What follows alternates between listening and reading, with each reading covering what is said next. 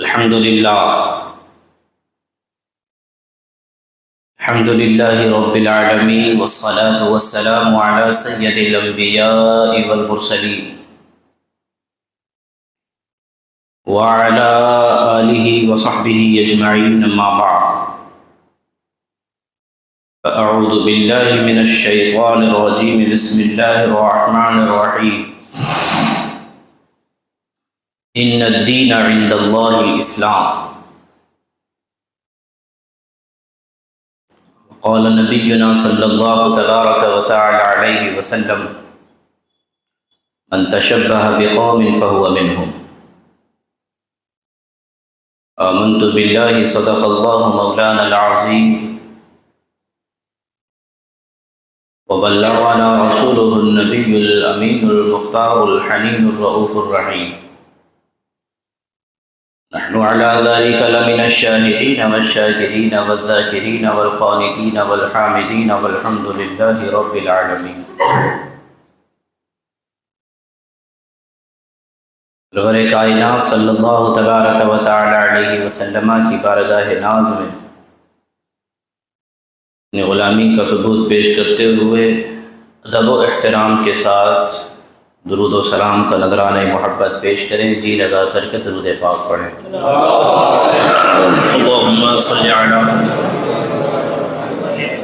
سیدنا و مولانا محمد وعلی آلہ و اصحابہ وبارک وسلم.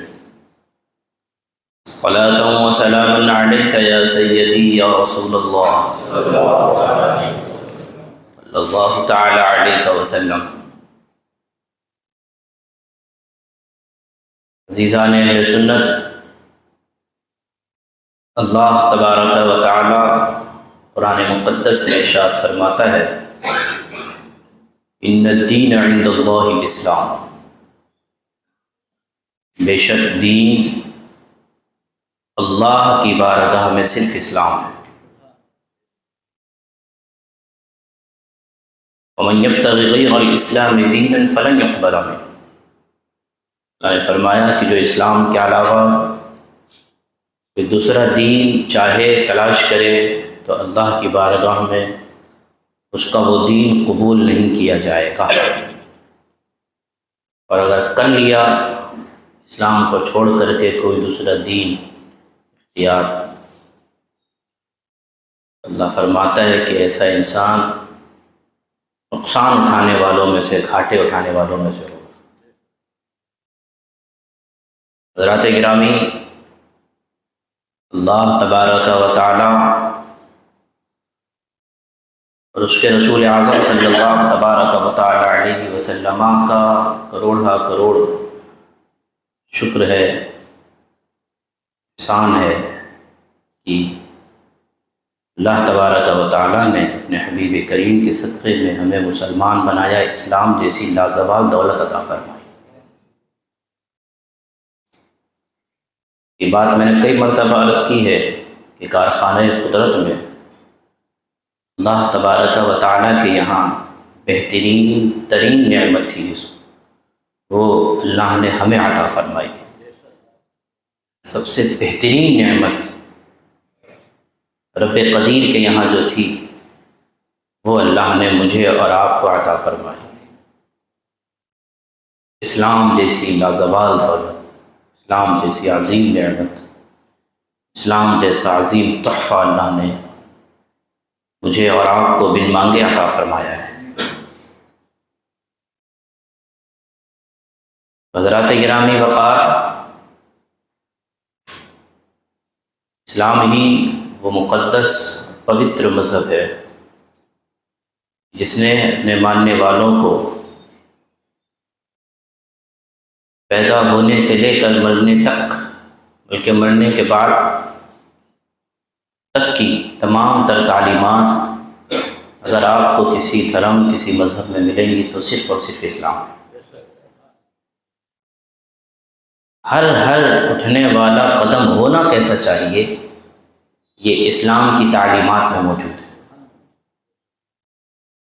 آپ کو کس طرف جانا ہے، کس طرف نہیں جانا،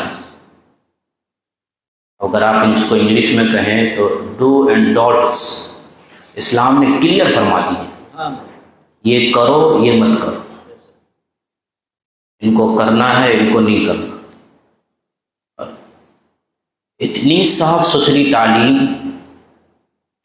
اور اتنا صاف ستھرا زندگی گزارنے کا طریقہ کسی اور مذہب نے عطا نہیں۔ اسی لیے آپ سوشل میڈیا وغیرہ پر سنتے دیکھتے ہوں گے، کبھی کوئی نیتا، کبھی کوئی بڑا انسان، دنیا دار بڑا انسان کبھی یہ مانگ کرتا ہے کہ جو آج کل دنیا میں کرائمز پھیل رہے ہیں، جرم کی تعداد بڑھ رہی ہے، تو کبھی کوئی یہ کہتا ہے کہ اسلامی سزا نافذ کر دی جائے، زنا ہے تو اسلامی سزا نافذ کر دی جائے، زنا اپنے آپ بند ہو جائے۔ چوری کی وارداتیں اگر کسی شہر میں کسی ملک میں بڑھتی ہوں، اسلامی جو سزا ہے چوری کی ہاتھ کاٹنا، اتنی تعداد میں اگر چور نے چوری کی اس کی ایک فکس متعین مقدار ہے، ایسا نہیں کہ 10 روپے بھی اگر چوری کر لیا تو ہاتھ کاٹ دیا، نہیں، 10 روپے کی چوری میں ہاتھ نہیں کاٹے، 10 درہم کی کم سے کم چوری ہونے والی چیز ہو، قاضی شرع کے سامنے پیش کیا جائے، وہ عالم دین کے سامنے، بادشاہ اسلام ہو، اسلامی سلطنت و حکومت ہو، پھر اس کو فیصلہ دیا جائے گا اس کے حق میں کہ اس کا ہاتھ کاٹ دیا جائے، پھر ہاتھ کاٹ کر کے چھوڑ دیا جائے۔ پھر نہیں مانے تو پھر الٹا پیر کاٹا جائے اس کا، پھر چھوڑ دیا جائے۔ پھر نہیں مانے چوری کر کے پھر الٹا ہاتھ کاٹا جائے، پھر نہیں مانے تو پھر پیر بھی کاٹ دیا جائے، چاروں ہاتھ پیر کاٹ دیا جائے گا کام۔ یہ اسلام نے السارق، یہ میں نہیں کہہ رہا، قرآن کہتا ہے السارق والسارقۃ فاقطعوا ایدیہما جزاء بما کسبا نکالا من اللہ، یہ اللہ کی طرف سے متعین کردہ سزا ہے۔ اگر توبہ کر لے بہت اچھی بات ہے۔ زنا کرنے والا انسان ہے اور زنا کرنے والا جو جوڑا ہے وہ شادی شدہ ہے، بیچ بازار میں کھڑا کر کے پتھر مار کر کے سنسار کر کے ان کو اتنے پتھر مارے جائیں کہ دونوں کا دم نکل جائے۔ آپ ایمانداری سے بتائیے اگر یہ سزا لاگو ہو جائے کہیں پر، زنا کوئی کرے گا؟ ویسے نہیں کرے گا زنا، سزا سوچ کر کے۔ چوری کے ہاتھ کاٹنے کی سزا اگر جاری ہو جائے، حدیں جاری ہو جائے، آج کل ہر کسی پر ہر کوئی دوسرا انسان تہمتیں لگا دیتا ہے کہ اس نے ایسا کیا، فلانے نے ایسا کیا، ڈھکانے نے ایسا کیا۔ اسلامی سلطنت ہو باقاعدہ سزا متعین ہے، حد ہے، حد قذف اس کو کہتے ہیں، تہمت کی سزا ہے۔ اتنے کوڑے لگائے جائیں بیچ بازار میں کھڑا کر 80 کوڑے مارے جائیں کہ یہ کیا جائے۔ یہ ساری سزائیں اسلام کے اندر متعین ہیں۔ میرے عرض کرنے کا مقصد یہ ہے کہ اگر اسلام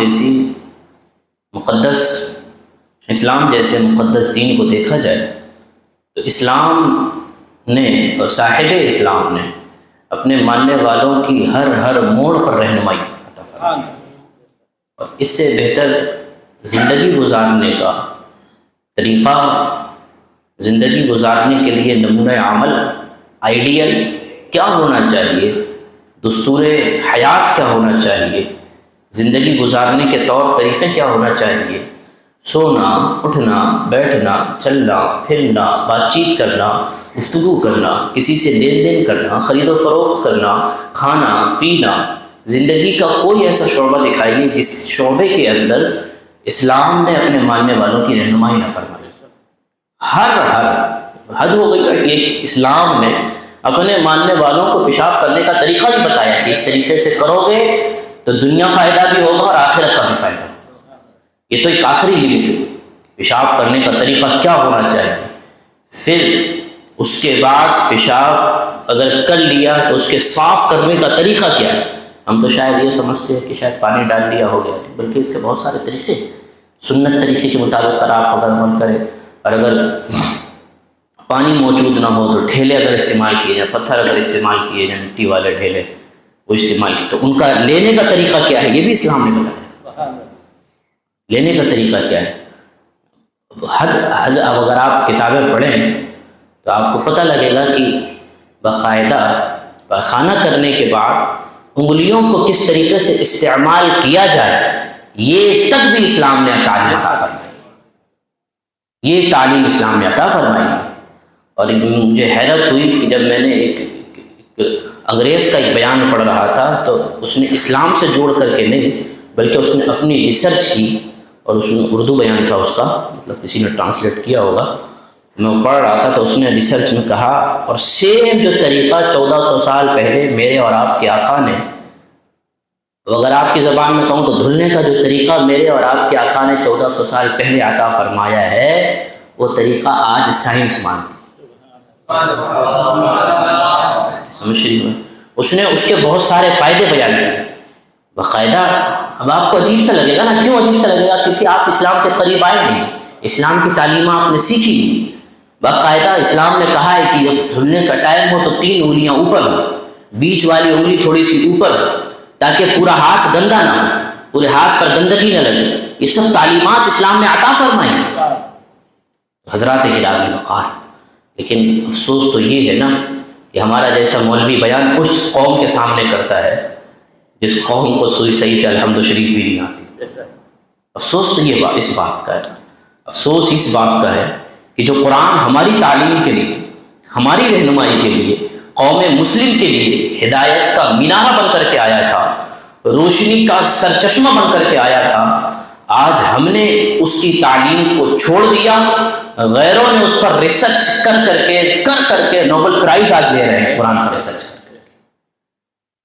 آج نوبل پرائز کے مستحق بن رہے ہیں قرآن شریف پر ریسرچ کر کے۔ میں نے ایک مرتبہ بیان کیا تھا کہ انشاءاللہ کبھی میرا موضوع اگر قرآن اور سائنس ہوگا تو انشاءاللہ اس تفصیل میں پوری بیان کروں کہ کن کن لوگوں نے قرآن پہ ریسرچ کر کے آج سائنس اتنی ترقی کر گئی، اور ترقی کر کے ایک حد اور ایک لمٹ تک پہنچی، قرآن کا 1400 سال پہلے اس تعلق سے آیت کریمہ آج بھی قرآن کے تو حضرات گرامی وقار، افسوس تو ہمارے لیے کہ ہم نے، میں بہت مرتبہ عرض کرتا ہوں کہ ہم نے شاید قرآن مقدس کو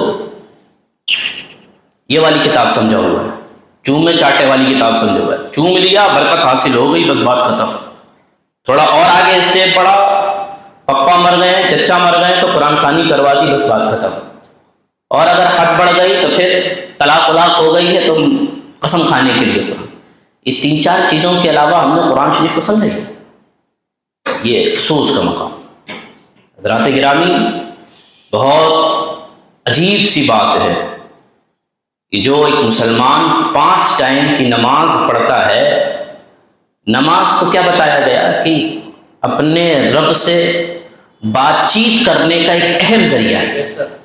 کیا ہے؟ بات چیت کرنے۔ بات چیت کرے کہ آپ کھڑے ہوئے، آپ نے اللہ اکبر کہا، اللہ اکبر کا ترجمہ اور میننگ اور مطلب پتہ ہوگی تبھی تو گفتگو کریں گے آپ۔ بھائی ایک مثال کے طور پر کسی گورے کو یا کالے کو لے آئے یہاں پر رانا باغ میں اور چھوڑ دے، وہ اپنی زبان بولے، آپ اپنی زبان بولے، تو گفتگو ہوگی، بات چیت ہوگی؟ نہیں ہوگی۔ یا آپ مثال کے طور پر دونوں لینگویج سمجھنے والے، کالے کی بھی اور اپنی بھی، کالا صرف اپنی زبان سمجھتا ہے، آپ کی بھاشا نہیں سمجھتا، تو گفتگو ہوگی؟ تو بھی بات چیت نہیں ہوگی، تو بھی تو گفتگو نہیں ہوگی جب تک کہ آپ کا جو سامنے والا ہے آپ اس کی زبان سمجھتے ہو اور آپ اس کی زبان اور وہ آپ کی زبان سمجھتا ہو۔ دونوں طرف سے زبانوں کا سمجھنا ضروری ہے نا۔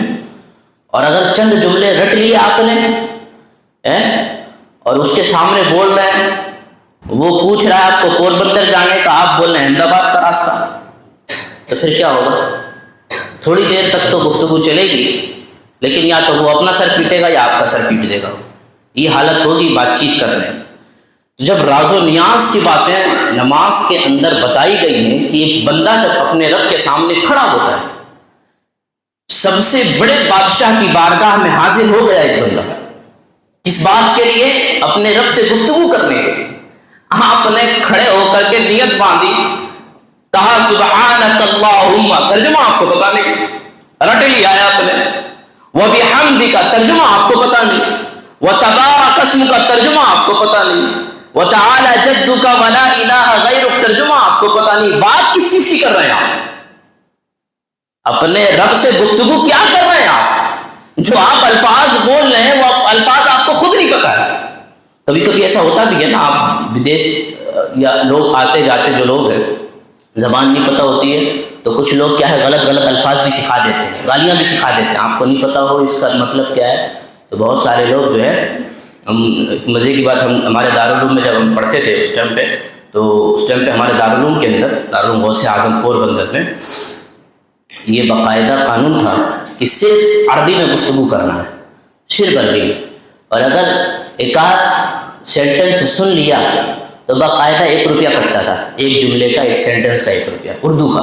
اگر کسی نے سن لیا ہمارے حضرت نے تو 1 روپیہ کاٹتے تھے. اب وہاں جو ایک آدتیانہ کے ہمارے کاکا تھے، کام کرتے تھے صفائی کا، تو وہ بیچارے رہتے تھے، انہوں نے بھی سن کے کچھ جملے یاد کر لیے تھے. عربی جو معنی ہوتا ہے اجلس، یہاں بیٹھ. اگر آپ کسی سے کہیں یہاں بیٹھو تو آپ کہیں گے اجلس ہاں ہونا، یہاں بیٹھو.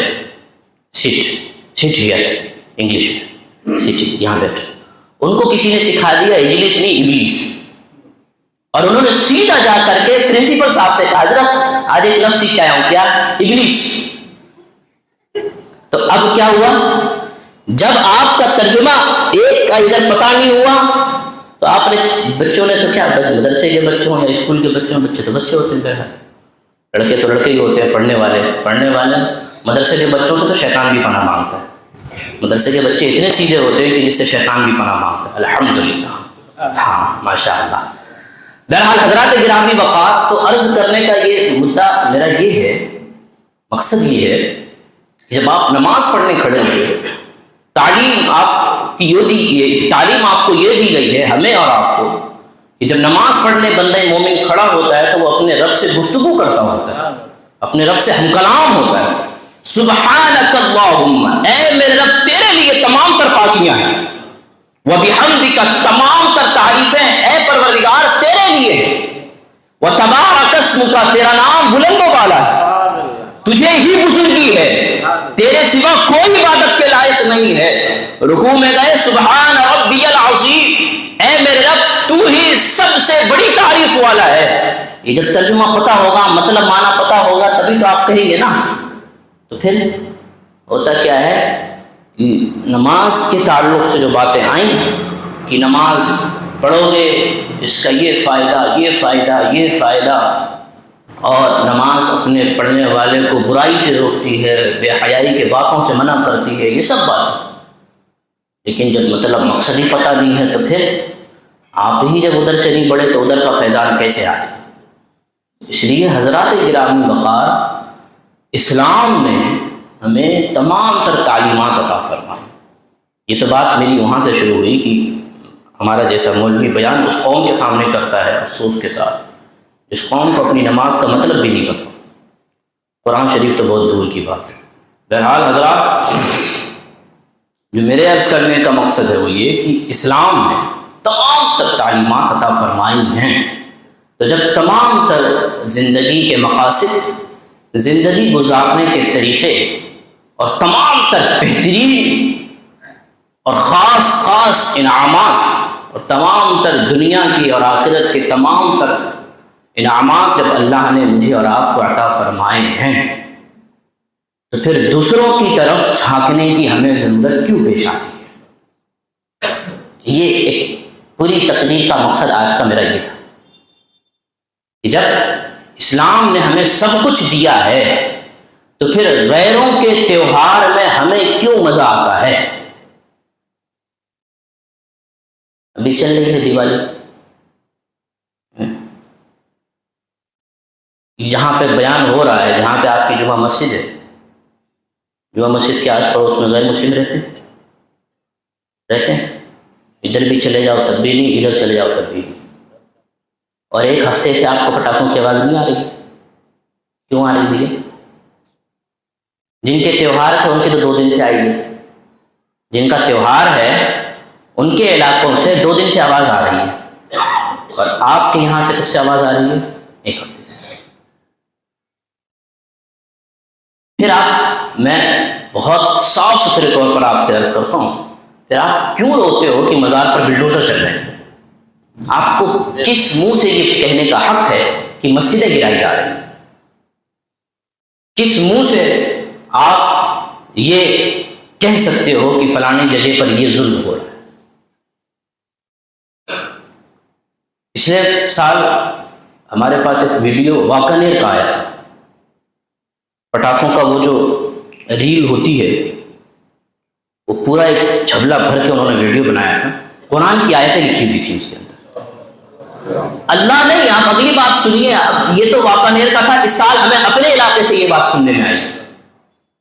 کل پرسوں ہمارے رانا باؤ ایک صاحب نے بتایا کہ وہ بچہ پھوڑ کر کے گیا تو میری نظر پڑی تو اس پر قرآن شریف کی آیت کریمہ لکھی ہوئی۔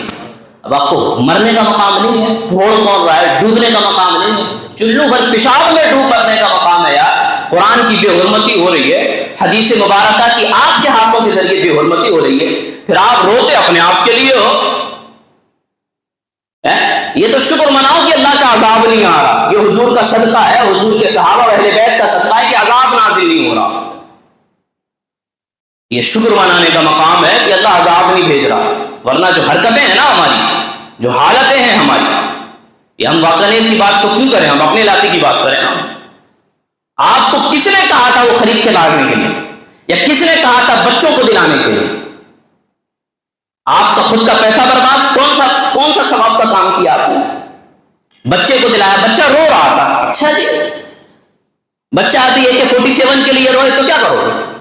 بچہ گولی لے آیا، کہنا نہیں پپا مارنا ہے مجھے، آپ کے تھوپڑے میں اتارنا ہے مجھے، ممی کے سامنے کھڑا ہو جائے گولی لے کے کہ نہیں مارنا ہے مجھے، کیا کرو گے آپ؟ مار دے گولی؟ بعد میں یہ زمانے سے کہو کہ بچہ رو رہا تھا اس لیے خواہش پوری کر دی، نہیں پھر تو آپ کو کئی وہاں دماغ نہیں چلتا، آپ کا بہت اچھے طریقے سے دماغ کام کرتا ہے کہ نہیں بیٹا یہ کام نہیں کرنا چاہیے۔ آپ کی غیرت مر گئی ہے یار، ایمان مر گیا ہے بالکل۔ کس منہ سے حضور کا کل کے قیامت کے دن سامنا کرو گے آپ؟ کس منہ سے اللہ کی بارگاہ میں کھڑے ہو گیا کہ جس زمانے میں قرآن کی بے حرمتیاں کی جا رہی تھی، جس زمانے کے اندر پیپروں کے اندر لپیٹ کر حدیث مبارکہ کو، حدیث مصطفیٰ کو جلایا جا رہا تھا، وہ کوئی اور نہیں تھا، تم تھے۔ جواب کیا ہوگا تمہارے پاس؟ کوئی اگر ہو تو مجھے جواب دے دے، اس میں اس بات کا جواب دے دے مجھے۔ شرم، غیرت، ایمان سب بالکل ختم ہو چکا ہے، اور دعوے دار یہ ہے کہ مرنے کے بعد سیدھا ٹھکانہ جنت ہوگا۔ اچھا کام یہ کرو جنت تمہیں ملے گی، جنت کسی کے باپ کی ہے جنت؟ کوئی کام کرے، یہ کام کوئی کرے، اب آپ سمجھ لیجئے گا کوئی کا مطلب کوئی کرے۔ اتنی آسان اللہ نے جنت نہیں بنائی، جنت اگر بنانی صرف اتنی آسان ہوتی اللہ جہنم نہیں بناتا، سائڈ میں جہنم بھی اللہ نے تیار فرمائی۔ یا شرم نہیں آتی آپ کو، حیا نہیں آتی آپ کو ایمان اتنا مطلب غیرت اندر سے بالکل مر چکی ہے، بالکل یعنی دل ہے ہی یا نہیں ہے، سینے کے اندر کچھ سوچنے سمجھنے کا مطلب دماغ بالکل بھرشٹ ہو چکا ہے۔ کیا ہو گیا ہے یار؟ حالتیں اتنی زیادہ مسلمانوں کی خراب ہے، اس کے باوجود اب بھی اگر آپ نہیں جاگ رہے ہو تو کیا کون سا کوئی جبریل امین آئیں گے، اگر کوئی الگ نبی آئے گا آپ کو جگانے کے لیے؟ یہ افسوس کی بات ہے کہ نہیں ہے یار؟ یہ باتیں مطلب یہ باتیں بیان کرنے بھی جیسی نہیں ہے، یہ بیان کرنے، جمعے میں بیان کرنے جیسی ہے، مسلمانوں کو بیان کرنے جیسی ہے کہ تمہارے جو ہے قرآن کی آیتوں کو جلایا جا رہا ہے پٹاخوں کی شکل میں، اور جلانے والے ہم کسی اور سے کیوں شکوا کریں؟ جلانے والے کوئی اور تھوڑی ہے، تم ہو۔ حضرات گرامی وقار، مسلمان ہونا اتنا آسان نہیں ہے جتنا آسان آپ نے سمجھا۔ صرف کلمہ پڑھ لیا بات ختم، نہ ٹھکائی ہوگی نا، عقل ٹھکانے آ جائے گی، قبر کے اندر عقل ٹھکانے آ جائے گی۔ قرآن نے فرمایا ان لدینا انکالا وجحیما وطعاما ذا غصۃ وعذابا الیما، بے شک ہمارے پاس بڑی بڑی موٹی موٹی زنجیریں تیار کر رکھی ہیں ہم نے۔ قرآن کے اندر ہے، سورہ مزمل شریف کے اندر اللہ نے اپنے حبیب سے فرمایا اے حبیب ہم نے بڑی بڑی زنجیریں تیار کر رکھی ہیں، گلے میں پیر میں ڈال کر کے گھسیٹا جائے گا، وَطَعَامًا ذَا غُصَّةٍ، اور کھانے کو دیا جائے گا وہ کھانا جو نہ حلق سے نیچے اترے گا نہ باہر آ سکے گا، اور وہ ہوگا کیا؟ جہنمیوں کی پیٹ پینے کو دی جائے گی، اسے رسی کہا جاتا ہے۔ رسی اگر کسی کے بدن سے آج نکلتی ہو، ہم بازو میں کھڑے ہونے کو تیار نہیں ہوتے، کل قیامت کے دن اگر پیاس لگے گی گلاس میں بھر کر کے وہ پیپ دیا جائے گا، پیو اس کو۔ یار مطلب عجیب سا ایک دم بالکل معاشرہ ہو گیا ہے، کہاں کون سی بربادی کی طرف آپ جائیں گے یہ سمجھ میں نہیں آتا ہے، کون سی بربادی ہوگی یار۔ مطلب اس میں آپ خوش ہیں کہ 1000 روپے دن کے کما کر کے لے کے آ رہے ہیں، 10,000 کا غلہ آ رہا ہے، بس زندگی گزر رہی ہے، بچے اچھے سے جی رہے ہیں، بس اتنا کافی ہو گیا۔ ایمان پہ کہاں گیا؟ ایمان جیسی دولت کہاں گئی؟ نعرے مارنے کو کہو تو سب سے آگے آپ ہوں گے نعرے مارنے کے لیے، محبت رسول کی بات کرو سب سے آگے آپ ہوئیں گے محبت رسول میں۔ یہ محبت رسول ہے، یہ ایمان کا تقاضا ہے۔ قرآن کی آیتوں کو آپ جلا رہے ہو، حدیث مبارکہ کو آپ جلا رہے ہو۔ میں ایسے نہیں کہہ رہا ہوں، اگر کسی کو دیکھنا ہو نا تو میں ان بھائی سے کہوں گا جنہوں نے مجھے آ کر کے بتایا تھا، جنہوں نے اٹھا کر کے رکھا ہے، کہ وہ لا کر کے دکھائیں مجھے، میں آپ کو دکھا دوں گا۔ مشرق میں بتا رہی ہے آپ کو یار، ایک دم خون کھولتا ہے۔ میں نے کہا نا میرے ہاتھ میں تو اگر کچھ ہو نا تو پھر بالکل وہ حضرت عمر والا زمانہ آ جائے۔ ہاں سیدھی بات ہے، یا تو اسلام کو مانو یا جاؤ دنیا سے، بس بات ختم، تیسرا آپشن ہی نہیں ہونا چاہیے۔ اسلام پر عمل کرو یا پھر دنیا سے جاؤ، تیسرا آپشن ہے ہی مسلمان کے لیے۔ یار یہ باتیں بتانے کے لیے، جمعے میں بیان کرنے کے لیے باتیں، مطلب جتنا آخری حد ہوگی نا میری اور آپ کی، کہ مجھ جیسے مولویوں کو جمعے کے اندر اس بیان کی ضرورت پڑے، یہ آخری اسٹیپ ہے میرے حساب سے۔ باقی آپ کی غیرت کیا کہتی ہے، آپ کا ایمان کیا کہتا ہے، آپ جانیں۔ میری غیرت اور میرا ایمان تو یہ کہتا ہے کہ آخری حد ہے کہ ایک مسجد کے امام کو اس ٹاپک پر بھی بیان کرنے کی ضرورت پڑے جمعے میں کھڑے ہو کر کے کہ آپ کے ہاتھ سے یہ کام ہوا۔ اچھا اس میں تعجب کی بات بھی نہیں ہے، اس میں تعجب کی بات بھی نہیں ہے، کیوں؟ کیونکہ میرے آقا نے بہت پہلے فرما دیا تھا۔ قیامت کی نشانیوں میں سے ایک نشانی حضور نے یہ بھی بیان فرمائی تھی کہ قرآن کو مسلمان اپنے ہاتھوں سے مٹائیں گے، بس بات ختم ہے۔ تو حضرات گرامی وقت، اس نشانی میں آپ اور ہم مت آئیں۔ آپ کو ضرورت کیا پڑی ہے یار، آپ کو ضرورت کیا پڑی ہے؟ آپ کا تہوار نہیں ہے، آپ کا کچھ نہیں ہے، آپ کا لینا دینا نہیں ہے۔ دلیلیں ہمیں بہت سارے دلیلیں بھی دیں گے آپ کہ نہیں ایسے اس طریقے سے جلا سکتے ہیں، اس طریقے سے پھوڑ سکتے ہیں، یوں کر سکتے ہیں، یوں کر سکتے ہیں۔ یہ تو شرم، مطلب یہ بالکل بے شرمی والی بات ہے۔ جب میں نے پچھلے سال ایک 14 جنوری میں جو وہ اڑاتے ہیں، پتنگ اڑاتے ہیں، تو پتنگ کے تعلق سے آپ کے سامنے ذکر کیا تھا کہ اس کی شروعات کیسے ہوئی، سیدہ فاطمہ الزہرا کے گستاخوں کے تعلق سے۔ تو باقاعدہ پوچھنے آئے کہ حضرت اگر اس دن نہیں اڑائیں اگلے دن اڑائیں تو یار بالکل ایک دم بالکل شرم و حیا نہیں رہی ہے۔ آپ سیدہ کو کیا منہ دکھائیں گے یار؟ آپ کو یہ صرف اتنا کافی نہیں ہے کہ سیدہ کے گستاخ نے اڑائی تھی، آپ کے لیے اتنا کافی نہیں ہے، آپ کو پھر دن بھی چاہیے اس میں کہ یہ دن نہیں یہ دن۔ عجیب سا ایمان ہو گیا یار، عجیب سی حالت ہو گئی۔ تو حضرات گرامی وقا، ادھر ادھر مت دیکھیے، آپ اپنے گریبان میں جھانک کے دیکھیے کہ ہم کہاں کھڑے ہیں۔ ظلم ہو رہا ہے تو ہم کہاں کھڑے ہیں، کچھ ہو رہا ہے تو ہم کہاں کھڑے ہیں۔ اس حالت میں تو پھر بھی کہتا ہوں کہ یہ تو کم ہے۔ پھر اللہ کا جو عذاب نازل ہوئے نا، آپ قرآن پڑھیں، حدیثوں کو پڑھیں، کتابوں کو پڑھیں تو آپ کو پتہ لگے گا۔ رات کو سوئے تھے انسان بن کر کے، صبح اٹھے تو سور کی شکل تھی قوموں کی، پچھلی قومیں جو بہت ساری ایسی ہوئی ہیں۔ رات کو انسان سوئے تھے، بستر سے جب اٹھے ہیں تو سور بن چکے ہیں۔ راتوں کو انسان بن کر کے سوئے، صبح اٹھے تو بندر بن چکے ہیں۔ بات چیت انسانوں والی کر رہے تھے، شکلیں جسم پورا بندر اور سور جیسے۔ کیا اس دن کا انتظار ہے آپ کو کہ وہ دن آئے تبھی سدھریں گے؟ اب تو سدھر جائیے یار، اب لینڈ پہ آئیے، اسلام کے قریب آئیے۔ میں یہ نہیں کہتا آپ میری بات مانیے، کم سے کم آپ کی غیرت بھی تو ہونا چاہیے۔ اللہ نے جو نعمت دی ہے اسلام کی، اس اسلام کی محبت کہاں گئی یار آپ کے دل سے؟ قرآن کی آیتیں، حدیثوں کو، اس طریقے کے معاملات کو آپ کو خریدنے کی ضرورت کیا پڑی؟ کون سا آپ نے نیکی کا کام کر لیا؟ پیسہ برباد کرنے کے سوا کیا کیا آپ نے؟ بچے ہیں، بچے تو 2 لگاؤ عقل ٹھکانے آئے، بچے کو کیا پتا یار بیچارے کو؟ تو بچہ ضد کر رہا تھا، ضد کرنے کا آپ گولی تو نہیں دو گے مارنے کے لیے، بیٹا دے شوٹ کر اپنی اماں کو جا کر کے، یہ ضد کرے بچہ کوئی نہیں دو گے نا.